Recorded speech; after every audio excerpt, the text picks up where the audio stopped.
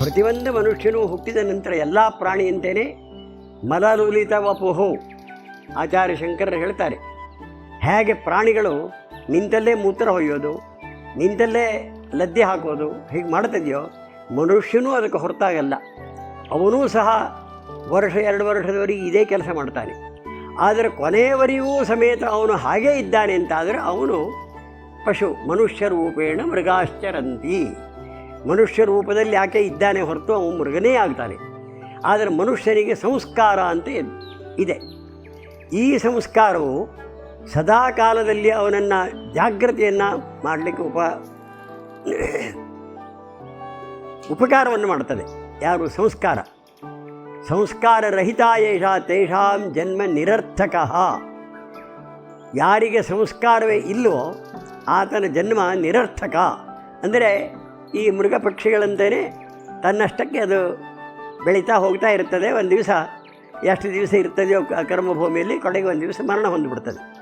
ಆದರೆ ಮನುಷ್ಯನು ಮಾನವೋ ಮಾನವಾನಾಂ, ಮನುಷ್ಯರಲ್ಲಿ ಒಬ್ಬ ಮನುಷ್ಯ ಅಂತ ಆಗಬೇಕಿದ್ದರೆ ಆಗವ ಉತ್ಥಾಯೋ ಶಶಿ ದೇವತಾಂ ನಿಜ ಹೃದಯ ಧ್ಯಾತ್ವಾ ವಪುಶೋಧನಂ ಕೃತ್ವಾ ಸ್ನಾನ ಪುರಸ್ತರಂ ಸಲಿಲ ವಿಕ್ಷೇಪಾದಿ ಕರ್ಮಾಖಿಲಂ ಕೃತ್ವಾ ಮಂತ್ರಜಪಾಧಿಕಂಚ ವಿಧಿವತ್ ಪಂಚಾಂಗವೀಕ್ಷನ್ ತಥಾ ಖೇಟಾನಾಂ ಗಣನಂಚ ದೈವ ವಿದಥಃ ಸ್ವಸ್ಥಾಂತರಾತ್ಮ ಭವೇತ್ ಅಂತ ನಮಗೆ ಅದಕ್ಕೆ ಶಾಸ್ತ್ರಕಾರರು, ನಮಗೆ ಹಿರಿಯರು, ಗುರುಗಳು ಈ ರೀತಿಯಿಂದ ನಿನ್ನ ನಿತ್ಯ ಜೀವನ ನಡೆಯಲಪ್ಪ ಅಂತ ನಮಗೆ ಅಪ್ಪಣೆ ಮಾಡಿದ್ದಾರೆ. ಹೇಗೆ? ಉಷತಿ ಕಾಲದಲ್ಲಿ ತತ್ರ ಸೂರ್ಯೋದಯ ಘಟಿಕಾ ಚತುಷ್ಟಯಾತ್ಮೂರ್ವಮೇವ ಹರಿರಿತಿ ತಲ್ಪಾದುತ್ಥಾಯ ಹಸ್ತಪಾದೋ ಪ್ರಕ್ಷಾಳ್ಯ ರಾತ್ರೌ ಧೃತಂ ವಾಸ ಪರಿತ್ಯಜ್ಯ ಅನ್ಯತ್ ಪರಿಧಾಯ ಆಚಮ್ಯ. ಇದಿಷ್ಟು ಬೆಳಗ್ಗೆ ಮನುಷ್ಯ ಎದ್ದು ಉತ್ಥಾಯೋಷತಿ 4 ಘಟಿ ರಾತ್ರಿ ಇರಬೇಕಿದ್ದರೆ ಎದ್ದು ಪೂರ್ವ ಹಾಸಿಗೆಯನ್ನು ಬಿಟ್ಟು ನಾರಾಯಣ ಸ್ಮರಣೆಯನ್ನು ಮಾಡಿ, ದೇವತಾ ಸ್ಮರಣೆಯನ್ನು ಮಾಡಿ, ಇಷ್ಟದೇವತೆಯ ಸ್ಮರಣೆಯನ್ನು ಮಾಡಿ ವಪುಶೋಧನಂ ಕೃತ್ವ, ವಪು ಅಂತಂದರೆ ಶರೀರ, ಈ ಶರೀರವನ್ನು ಶೋಧನೆ ಮಾಡಬೇಕು. ಶೋಧನೆ ಮಾಡಲಿಕ್ಕೆ ಮಲಮೂತ್ರಾದಿಗಳನ್ನು ತೆಗಿಬೇಕು. ಇವತ್ತಿನ ಸಂಸ್ಕೃತಿ ಏನು ಬಂದಿದೆ ಅಂದರೆ ಅಚ್ಚಿಗೆ ಊಟ ಮಾಡ್ತಾರೆ, ಇಚ್ಚಿಗೆ ಮಲದ ಕುಂಡಾನು ಇಟ್ಕೊಳ್ತಾರೆ, ಲ್ಯಾಟ್ರಿನ್ ಬಂದುಬಿಡ್ತದೆ. ಆದರೆ ನಮ್ಮ ಶಾಸ್ತ್ರ ಹಾಗೆ ಹೇಳಿದ್ದಲ್ಲ. 60 ಫೂಟ್ ಹೊರಗೆ ನೈಋತ್ಯ ದಿಕ್ಕಿನಲ್ಲಿ ಮನೆಯಿಂದ ಹೊರಭಾಗಕ್ಕೆ 60 ಫೂಟ್ ಹೊರಗೆ ಹೋಗಿ ಅಲ್ಲಿ ಮಲಮೂತ್ರಾದಿಗಳನ್ನು ವಿಸರ್ಜನೆ ಮಾಡಬೇಕು. ಅಲ್ಲಿ ಜಲಾಶಯ ಇರಬಾರ್ದು, ದೇವಾಲಯ ಇರಬಾರ್ದು, ದೇವತಾ ಸನ್ನಿಧಿ ಇರಬಾರ್ದು, ಪವಿತ್ರವಾದಂಥ ಪುಣ್ಯ ವೃಕ್ಷಗಳು ಇರಬಾರ್ದು. ಅಂಥ ಜಾಗವನ್ನು ಅದಕ್ಕೆ ಹೇಳಿದ್ದಾರೆ. ಇವತ್ತು ಪರಿಸ್ಥಿತಿ ಹಾಗೆ ಬಂದಿದೆ, ಏನು ಮಾಡೋದು ಅದನ್ನು? ರಾತ್ರಿ ಹೊತ್ತು ಹೊರಗೆ ಹೋಗೋ ಪ್ರಸಂಗವೇ ಇಲ್ಲ. ಹೊರಗೆ ಹೋದರೂ ಕಷ್ಟ, ಈಗ ಅದು ಪರಿಸ್ಥಿತಿ ಇದೆ. ಎರಡೂ ಕಷ್ಟ. ಆದ್ದರಿಂದ ಈಗ ಏನೋ ನಡೀತಾ ಇದೆ. ಆಮೇಲೆ ಸ್ನಾನ ಮಾಡಬೇಕು. ಒಂದು ಸ್ನಾನದ ವಿಷಯದಲ್ಲಿ 7 ವಿಧವಾಗಿ ಸ್ನಾನ ಇದೆ. ಉಷ್ಣೋದಕ ಸ್ನಾನ ಇದೆ, ಜಲೋದಕ ಸ್ನಾನ ಇದೆ, ನೀರಿನ ಶೀತಲ ಉಷ್ಣೋದಕ, ಪಂಚಾಮೃತ ಸ್ನಾನ ಇದೆ. ಒಂದೊಂದು ದಿನ ಒಂದೊಂದು ವಸ್ತುವನ್ನು ನೀರಿಗೆ ಹಾಕಿ ನಾವು ಸ್ನಾನ ಮಾಡಿದರೆ ರೋಗವೇ ಬರದೆ ಹೋದಂಥದ್ದು ಹೇಳಿದ್ದಾರೆ. ಇದಕ್ಕೆ ಗ್ರಹ ಸ್ನಾನ ಅಂತ ಹೆಸರು. ಅದು ಒಂದು ಬಿಡಿಸ್ತೇನೆ, ಬಾಕಿ 7 ಸ್ನಾನ ಬೇರೆ ವಿಷಯ ಇದೆ, ಅದನ್ನು ಸಂದರ್ಭ ಬಂದಾಗ ಹೇಳೋಣ. ಈಗ ಆ ಗ್ರಹ ಸ್ನಾನ ಅಂದರೆ ಏನು ಅಂತ ಕೇಳಿದರೆ, ಲಜ್ಜಾವತಿ ಕುಷ್ಠಬಲ ಪ್ರಿಯಂಗುಭಿ ಮುಸ್ತಾಖ್ಯ ಸಿದ್ಧಾರ್ಥ ಹರಿದ್ರದಾರುಭಿ ಪುಂಖೇನ ಲೋಘ್ರೇನ ಜಲೈರ್ಯುತೋ ನರಃ ಸ್ನಾಯಾತ್ ಸವಿತ್ರಾದಿಕ ವೈಕೃತಾದಿಭಿ. ಇದು 7 ವಾರ ನಮ್ಮಲ್ಲಿ ಆದಿತ್ಯ ಸೋಮ ಮಂಗಳ ಬುಧ ಏನು ವಾರ ಬರ್ತದೆ, ಆ ವಾರದ ಒಂದೊಂದು ದಿನ ಒಂದೊಂದು ವನಸ್ಪತಿಯನ್ನು ನಾವು ಹಂಡೆಯಲ್ಲಿ ನೀರಿನಲ್ಲಿ ಹಾಕಿ ಅದನ್ನು ಕುದಿಸಿ ಅದನ್ನು ಸ್ನಾನ ಮಾಡಬೇಕು ಅಂತಿದೆ. ಯಾವ ರೋಗವೂ ಬರೋದಿಲ್ಲ ಅಂತ. ಎಷ್ಟು ನಮಗೆ ಉಪಕಾರ ಮಾಡಿದ್ದಾರೆ ಅವರು. ಲಜ್ಜಾವತಿ ಅಂತಂದರೆ ಈ ನಾಚಿಕೆ ಮುಳ್ಳು ಅಂತ ನಾವು ಕನ್ನಡದಲ್ಲಿ ಹೇಳ್ತೇವೆ. ಮುಟ್ಟಿದ ಮುನಿಯ ಅಂತ ಅದಕ್ಕೆ ಮತ್ತೊಂದು ಹೆಸರುಂಟು. ಅದನ್ನು ಆದಿತ್ಯವಾರ ದಿವಸ, ಲಜ್ಜಾವತಿ ಕುಷ್ಠ ಕಂಕೋಷ್ಠ ಸೋಮವಾರ ದಿವಸ, ಬಲ ಅತಿಬಲ ಅಂದರೆ ಕಡಲೆ ಅಂತ ಹೇಳ್ತದೆ. ಅದರಲ್ಲಿ 2 ಭಾಗ, ಹರಿದ್ರ, ಆಮೇಲೆ ಅರಿಶಿನ, ಆಮೇಲೆ ಸಾಸಿವೆ.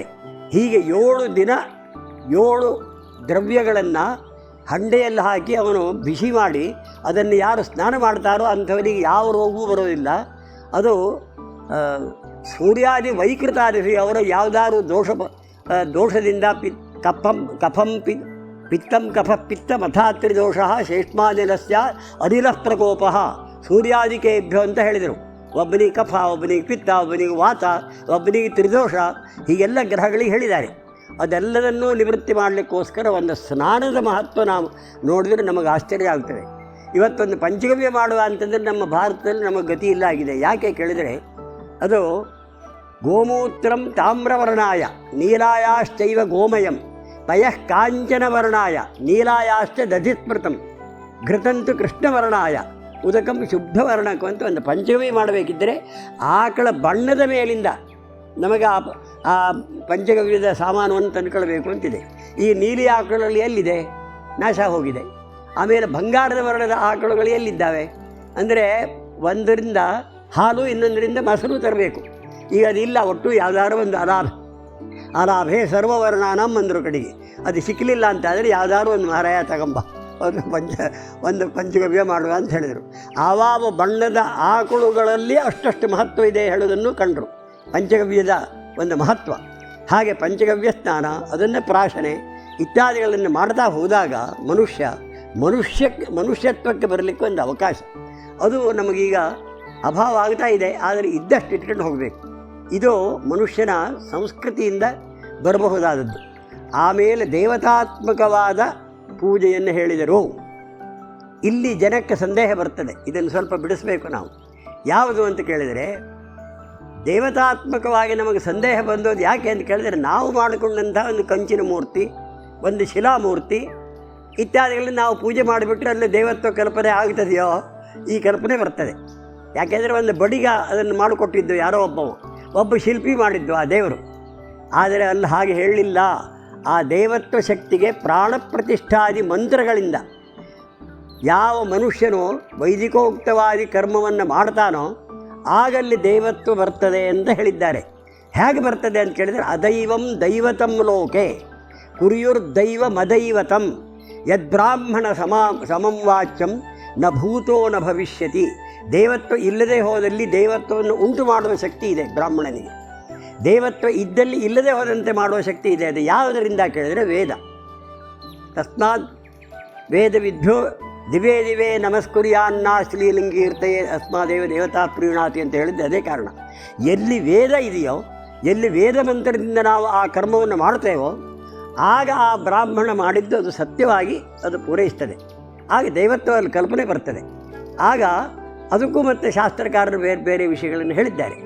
ಏನು ಹೇಳಿದರು? ಈಗ ಅರ್ಚಕಸ್ಯ ತಪೋಯೋಗಾತ್ ಅರ್ಚಕಸ್ಯಾತಿಶಾಯಿನಃ ಆಭಿರೂಪ್ಯಾಚ್ಚ ಬಿಂಬಾನಾಂ ದೇವಂ ಸಾನ್ನಿಧ್ಯ ಮೃಚ್ಛತಿ. ಅರ್ಚಕರ ತಪಸ್ಸಿನ ಮೇಲೆ ಮತ್ತು ಮೂರ್ತಿಯ ಲಕ್ಷಣಗಳ ಮೇಲೆ, ಪ್ರತಿನಿತ್ಯ ಅಲ್ಲಿಯ ವಾತಾವರಣದ ಹವಾಮಾನ, ಅಲ್ಲಿ ಬರಬಹುದಾದಂಥ ವಸ್ತುಗಳ ಪರಿಚಯದ ಮೇಲೆ ಆ ದೇವತೆಗಳು ಅಲ್ಲಿ ಸಾನ್ನಿಧ್ಯ ಆಗ್ತಾವಂತೆ. ಇಲ್ಲದಿದ್ದರೆ ಅದು ಆಗೋದಿಲ್ಲ, ಆ ದೇವತ್ವಗಳು ಉಳಿಯೋದಿಲ್ಲ ಅಂತ ಹೇಳಿದರು. ಹಾಗಾಗಿ ನಮ್ಮ ಶಾಸ್ತ್ರಕಾರರು ದೇವರನ್ನು ಕಲ್ಲಿನಲ್ಲಿಯೂ ಮಣ್ಣಿನಲ್ಲಿಯೂ ಮತ್ತು ಧಾತುವಿನಲ್ಲಿಯೂ ಎಲ್ಲ ಮಾಡಿ ನೋಡಿ ಅದರಲ್ಲಿ ಶಕ್ತಿಯನ್ನು ತುಂಬಿ ಅದರಿಂದ ನಮಗೆ ಮುಂದೆ ವರಪ್ರಸಾದವನ್ನು ತಗೊಂಡಿದ್ದಾರೆ. ಅದು ಎಷ್ಟು ದೇವತೆಗಳು? 33 ಸಹಸ್ರಾಣಿ 33 ಶತಾನಿ ಚ 33 ದೇವಾನಾಂ ಸೃಷ್ಟಿ ಸಂಕ್ಷೇಪ ಲಕ್ಷಣಂ. 33,333 ದೇವತೆಗಳು ಈ ಬ್ರಹ್ಮಾಂಡದಲ್ಲಿ ಮಿನುಗ್ತಾ ಇದ್ದಾವಂತೆ. ಈ ಸೃಷ್ಟಿಯಲ್ಲಿ ಇಷ್ಟು ಇದ್ದಾವೆ. ಇದನ್ನು ವಿಚಾರ ಮಾಡಿದರು ಋಷಿಮುನಿಗಳು. ಅರೇ ಇಷ್ಟೆಲ್ಲ ಇದ್ದಾವೆ ಅಂತಾದರೆ ಇದು ಹೌದೋ ಹೇಗೆ ಅಂತ ಸಂಶೋಧನೆ ಮಾಡಲಿಕ್ಕೆ ಕಣಕಿದರು. ಸಂಶೋಧನೆ ಮಾಡಿದರು. ಆದರೆ ಅವರಿಗೆ ಒಪ್ಪಿಗೆ ಆಗಲಿಲ್ಲ. ಯಾಕಾಗಲಿಲ್ಲ ಅಂತ ಕೇಳಿದರೆ, 84 ಕೋಟಿ ಪ್ರಾಣಿ ಜೀವಾತ್ಮನೇ ಬ್ರಹ್ಮವನಾಯ ನಮಃ ಅಂತ ಹೇಳಿದೆ ಶಾಸ್ತ್ರ. ಅಂದರೆ 84 ಕೋಟಿ ಜೀವರಾಶಿಗಳು ಈ ಬ್ರಹ್ಮಾಂಡದಲ್ಲಿದ್ದಾವೆ. ಆದರೆ ಆ 84 ಕೋಟಿ ಜೀವರಾಶಿಗಳಿದ್ದರೂ ಒಂದು ಜೀವದಂತೆ ಮತ್ತೊಂದು ವಸ್ತು ಇಲ್ಲ ಪ್ರಪಂಚದಲ್ಲಿ. ಬೇರೆ ಬೇರೆಯೇ ಇದೆ ಅದು. ಅಂದಾಗಿ ಇದು ದೇವತಾ ಶಕ್ತಿಯ ಹೊರತು ಇದು ಬೇರೆ ಶಕ್ತಿ ಅಲ್ಲ. ಹಾಗಾಗಿ 84 ಕೋಟಿ ದೇವತೆಗಳೇ ಈ ಬ್ರಹ್ಮಾಂಡದಲ್ಲಿ ಮಿನುಗುತ್ತಾ ಇದ್ದಾವೆ ಅಂತ ಕೆಲವು ಋಷಿಗಳು ಕಂಡು ಹಿಡಿದು ಹೇಳಿದರು ಅದನ್ನು. ದೇವ ಆಸ್ತ್ರಿರೇಕಾದಶಾಸ್ತ್ರಿಸ್ತರಯಸ್ತ್ರಿಗುಷಾಹ ಮತ್ತು ವಿಚಾರ ಮಾಡಿದರು. ವೇದದಲ್ಲೇ ವಿಚಾರ ಮಾಡಿದರು. ವೇದ ಉತ್ತರ ಕೊಡ್ತು ಅವರಿಗೆ. ಅದು ಏನು ಹೇಳ್ತು ಅಂದರೆ, ಇಲ್ಲಪ್ಪ 33 ದೇವತೆಗಳು, ದೇವಾಸ್ತ್ರಿರೇಕಾದಶ 11 ಮೂರಲಿ 33 ದೇವತೆಗಳು ಇದ್ದಾವೆ. ಅಷ್ಟವಸಗಳು, ದ್ವಾದಶಾದಿತ್ಯರು ಮತ್ತು ಏಕಾದಶ ರುದ್ರರು, ಅಶ್ವಿನಿ ಕುಮಾರರು ಅಥವಾ ವಷಟ್ಕಾರ, ಸ್ವಾಹ ವಷಟ್ಕಾರಗಳು. ಹೀಗೆ 33 ದೇವತೆಗಳು ಮಾತ್ರ ಇದ್ದಾವೆ ಅಂತ ವಿಚಾರ ಮಾಡಿದರು. ಆದರೂ ಸಮೇತ ಅವರಿಗೆ ಸಮಾಧಾನ ಆಗಲಿಲ್ಲ. ಮತ್ತೆ ಅದನ್ನು ವಿಚಾರ ಮಾಡಿದಾಗ ಒಂದು ವಸ್ತು ಪ್ರಪಂಚದಲ್ಲಿ ಇದೆ, ಏಕಂ ಸತ್ ವಿಪ್ರಾಹ ಬಹುಧಾ ವದಂತಿ. ಸ್ಪಷ್ಟ ಹೇಳಿಬಿಟ್ಟು, ಒಂದು ವಸ್ತು ಪ್ರಪಂಚವನ್ನು ನಡೆಸುವಂತಹದ್ದೊಂದು ಮಹಾಶಕ್ತಿ ಇದೆ, ಅದರದ್ದೇ ರೂಪ ಈ ರೀತಿ ಕೋಟಿ ಕೋಟಿ ರೂಪದಲ್ಲಿ ಕೆಲಸ ಆಗುತ್ತದೆ. ಯಾಕೆಂದರೆ ಅಸ್ತಿ ಬ್ರಹ್ಮ ಚಿದಾನಂದಂ ಸ್ವಯಂ ಜ್ಯೋತಿರ್ನಿರಂಜನಂ ಸರ್ವಶಕ್ತಿ ಚ ಸರ್ವಜ್ಞಂ ತದಂಶಾದೀವ ಸಂಜ್ಞಕಾ. ಒಂದು ಭಗವಂತ ಒಬ್ಬ ಇದ್ದಾನೆ, ಅವನು ಖಂಡಿತವಾಗಿಯೂ ಇದ್ದಾನೆ. ಆ ಅಂಶದಿಂದ ಈ ಬ್ರಹ್ಮಾಂಡದಲ್ಲಿ ಈ ರೀತಿಯಿಂದ ಮಿನುಗ್ತಾ ಇದೆ ಅಂತ ಕಂಡು ಹಿಡಿದು ಆ ಭಗವಂತನನ್ನು ಸ್ಮರಣೆ ಮಾಡಿದ್ದಾರೆ. ಅದು ಏಕೋ ದೇವ, ಅದು ಕೇಶವೋವ ಶಿವೋವ, ಅಥವಾ ಶಿವನೋ ಅಥವಾ ಶಕ್ತಿಯೋ. ಧ್ಯೇಯಂ ವರಂತಿ ಶಿವಮೇವ ಹಿ ಕೇಚಿದನ್ಯೇ ಶಕ್ತಿಂ ಗಣೇಶಮಪರೇತು ದಿವಾಕರಂ ವೈ ರೂಪೈಷ್ಟಯೋರಪಿ ಯತಸ್ತ್ವ ವಿಭಾಸ್ತಮೇತಿ ತಸ್ಮಾತ್ ತ್ವಮೇವ ಶರಣಂ ಮಮ ಶಂಖಪಾಣೆ. ಹೇ ಶಂಖಪಾಣೆ, ನಿನ್ನ ಬಗ್ಗಾಗಿ ನಾನು ಸ್ತೋತ್ರ ಮಾಡ್ತೇನೆ. ಈಗ ಜನರು ಏನು ಹೇಳ್ತಾರೆ ಅಂತ ಕೇಳಿದರೆ, ಧ್ಯೇಯಂ ವದಂತಿ ಶಿವಮೇವ ಹಿ, ಪ್ರಪಂಚದಲ್ಲಿ ಶಿವ ಒಬ್ಬನೇ ದೇವತೆ ಹೊರತು ಬೇರೆ ಇಲ್ಲ ಅಂತ ಹೇಳೋ ಒಂದು ಪಂಗಡ ಇದೆ. ಅವನೇ ಶಿವ ಒಬ್ಬನೇ ಭಗವಂತ, ಮತ್ತು ಬೇರೆ ಯಾರೂ ಇಲ್ಲ ಅಂತ ಹೇಳೋ ಒಬ್ಬಿದ್ದಾನೆ. ಆದರೆ ಮತ್ತೊಬ್ಬರು ಬಂದರು, ಶಕ್ತಿ ಉಪಾಸಕರು ಬಂದರು. ಏನಪ್ಪ ನಿಮ್ಮ ಶಿವ ಶಿವ ಶಿವ ಅಂತ ಹೇಳ್ತೀರಿ, ಶಕ್ತಿ ಇಲ್ಲದೆ ಹೋದ ಶಿವನಿಗೆ ಯಾರು ಹೇಳ್ತಾರೆ ಬೆಲೆ ಕೊಡ್ತಾರೆ? ಶವ ಆಗ್ತದೆ ಅದು. ಶಕ್ತಿ ಇಲ್ಲ ಅಂತ ಆದರೆ ಶಿವ ಆಗಿಬಿಡ್ತದೆ. ಆದ್ದರಿಂದ ನಿಮ್ಮ ಶಕ್ತಿಗೆ ಶಿವನಿಗೆ ಕೊಟ್ಟಂತಹ ಶಕ್ತಿ ದೇವತೆ ಏನಿದೆ ನೋಡಿ ಪ್ರಪಂಚದಲ್ಲಿ, ಅದೇ ದೇವತೆ ಅಂತ ಹೇಳಿದರು ಶಾಕ್ತರು.